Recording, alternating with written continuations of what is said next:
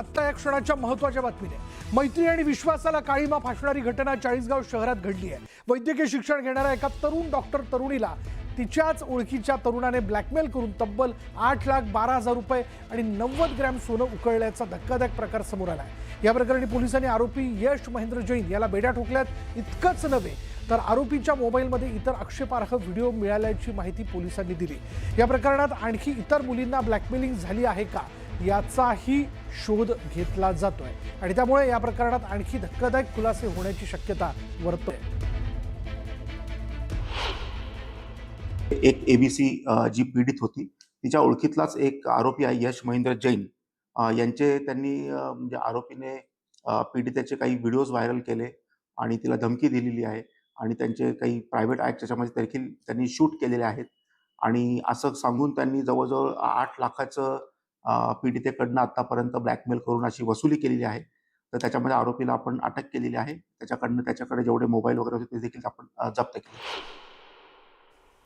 अधिक माहिती आपण जाणून घेणार आहोत। आमचे प्रतिनिधी विजय वाघमारे आत्ता क्षणाला आपल्या बरोबर आहे। विजय, काय तपशील याबद्दल? निश्चित ही अत्यंत धक्कादायक संपूर्ण जळगाव जिल्ह्याला हादरवणारी अशी घटना समोर आलेली आहे। मैत्रीच्या बहाण्याने यश महेंद्र जैन या तरुणाने त्याचे मैत्रिणीला आधी विश्वास संपादन केला। त्यानंतर तिच्यासोबत व्हिडिओ कॉलवर चॅट करत असताना बोलत असताना तिचे काही आक्षेपार्ह व्हिडिओ रेकॉर्ड केले आणि त्याच्या आधारे तिला तब्बल 2 ते 3 वर्षापासून तो ब्लॅकमेलिंग करत होता। टप्प्याटप्प्याने त्याने साधारण 8-8.5 लाखाची रोकड त्या तरुणीकडून ब्लॅकमेलिंग करून वसूल केली। त्यानंतर एवढंच नव्हे तर तो वारंवार हे फोटो व्हायरल करण्याची व्हिडिओ व्हायरल करण्याची धमकी देत तिच्याकडे शरीर सुखाची मागणी करत होता। या सर्व प्रकाराला कंटाळल्यानंतर अखेर गुन्हा दाखल झाला आणि गुन्हा दाखल झाल्यानंतर पोलिसांनी तात्काळ यशला अटक केली।